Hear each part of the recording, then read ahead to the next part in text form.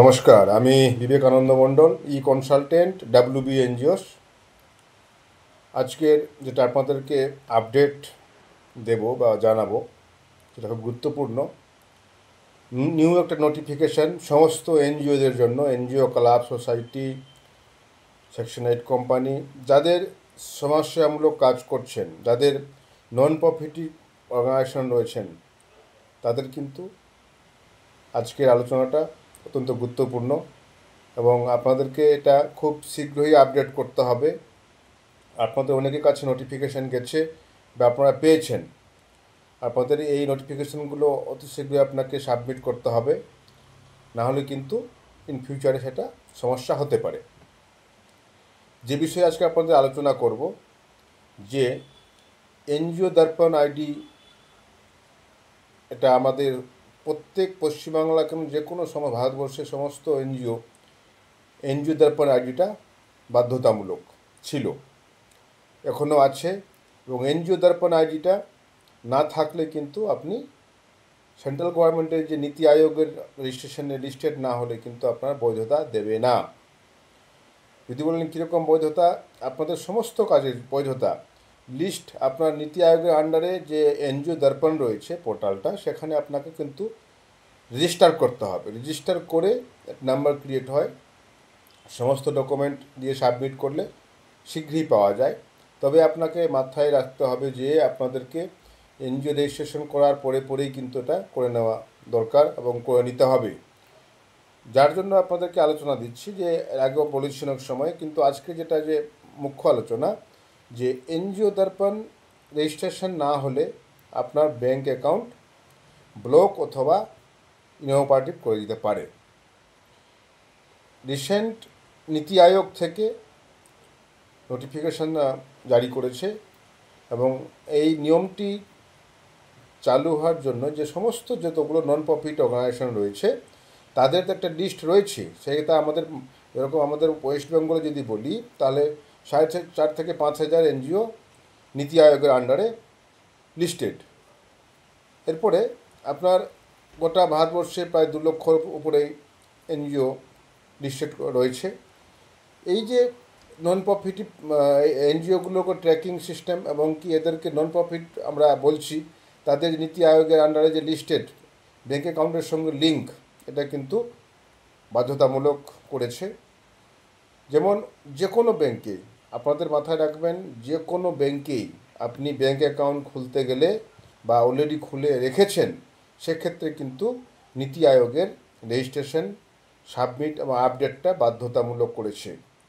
আপনাদেরকে অতি শীঘ্রই, অনেকে হয়তো আছে আমার কাছে নোটিফিকেশন আসেনি বা আমাদের কাছে চিঠি আসেনি, অনেক ব্যাংক হয়তো চিঠি করবে, অনেক ব্যাংক অলরেডি চিঠি করতে শুরু করে দিয়েছে, অনেক এনজিওতে চিঠি হয়তো পৌঁছে গেছে, অনেকে হয়তো মেসেজ পাবেন বা মেলের মধ্যে, যে কোনো কমিউনিকেশান, যে কোনো ব্যাংক যে কোনোভাবেই কমিউনিকেশান আপনার এনজিওর সঙ্গে করতে পারে। অথচ যদি নাও করে থাকে, আপনি যদি গিয়ে থাকেন ব্যাংকে, দেখবেন যে আপনার অ্যাকাউন্টে আপনাকে সে জানিয়েছে আপনাকে এনজিও দর্পণ আইডিটা আপনাকে দিতে হবে।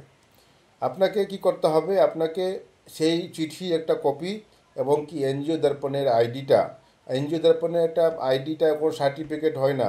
আপনাদের অনেকে আগে অনেকবার বলেছি, ব্যাংক বলতে পারে সার্টিফিকেটের কথা, অনেকে এই এনজিও দর্পণের কোনো সার্টিফিকেট হয় না, ওর একটা প্রোফাইল থাকে, প্রোফাইলটা প্রিন্ট করে আপনাকে দিতে হবে।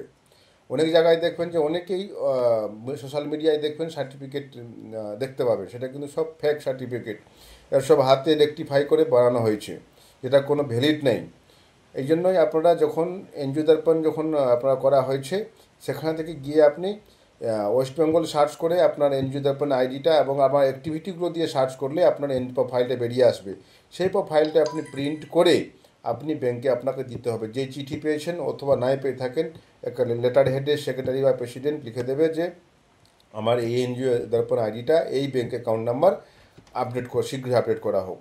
তাহলে কি হলো, ব্যাংকে লেটার আপনার এনজিওর যে সমস্ত যতগুলো এনজিও রয়েছেন, যে কোনো রেজিস্ট্রেশন, সোসাইটি হোক, ট্রাস্ট হোক, সেকশন 8 কোম্পানি হোক, যাদের সমিতি হোক, যে কোনো এনজিওর অ্যাকাউন্ট, এনজিও আমি বলছি, নন প্রফিট অর্গানাইজেশন যেগুলো উল্লেখ রয়েছে, সেইগুলো কিন্তু এই এনটিটিগুলো কিন্তু আপনাকে ব্যাংকে গিয়ে কিন্তু আপনার এনজিও দর্পণটা আপডেট করতে হবে শীঘ্রই।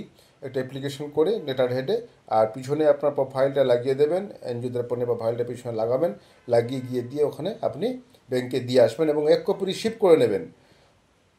আমরা সবাই ভুল করছি, কোথাও কোনো ডকুমেন্ট দিলে রিসিভ কপি নিই না, ভয়ে হয়তো যায় না, ভাববেন যে দেবে কি দেবে না, যদি কিছু বলে যদি না করে দেয়। দেখুন, আপনাকে সব কিছু জানতে হবে। আপনার ব্যাংকে গেলে আপনি যে কাজটা করতে গেছেন, ওনারা ভগবান নয়, ওনারা কোন যন্ত্র নয়। আপনি যাকে দিয়েছেন এমন কাজ করার সময় দিয়েছেন যে কাগজটা এমন জায়গায় ঢুকিয়ে রেখেছে যে আপনার কাজটা হলোই না। পরে বললাম কবে দিয়েছেন, কাকে দিয়েছেন, সিসি ক্যামেরা যতই থাকুক না কেন, আপনাকে নিজের কাজটা নিজে করে নিতে হবে, দিয়ে একটা রিসিভ কপি নিয়ে নেবেন বাস। উনি করুক না করুক, ইন ফিউচার যখন সে ব্যাংক লাইবিলিটি হবে, আপনি আপনার ডকুমেন্ট যেই ডকুমেন্ট দিন ব্যাংকে একটা রিসিভ কপি করতে বাধ্য। মানে আপনি রিসিভ কপি দিয়ে রিসিভ কপি নিয়ে নেবেন।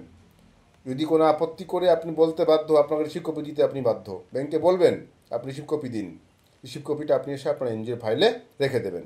উনি করুক না করুক, যদি কোনো সময় কোনো ইনকেস যদি কোনো রকম নোটিফিকেশন আসে, আপনি সেটা ব্যাংকে গিয়ে বলতে পারবেন আমি অমুক তারিখে অমুক ডেটে আপনার দেখুন আপনার জমা দিয়ে রেখেছি। এই একটা প্রসেস রয়েছে। এই এনজিও দর্পণ আইডি অতি শীঘ্রই ব্যাংকে আপনারা সাবমিট করুন। এবং কি নতুন ব্যাঙ্ক অ্যাকাউন্ট খুলতে গেলেও কিন্তু এখন যা যা ডকুমেন্ট দিয়ে খুলছিলেন তার সঙ্গে কিন্তু আবার এনজিও দর্পণ আইডিটাও কিন্তু লাগবে। এখন এটা এক্সট্রা একটা আপনার ডকুমেন্ট এড হলো, নতুন ব্যাঙ্ক অ্যাকাউন্টের ক্ষেত্রে লাগবে। পুরাতন ব্যাঙ্ক অ্যাকাউন্ট যারা রয়েছে তাদেরকে আপডেট করে নিতে হবে।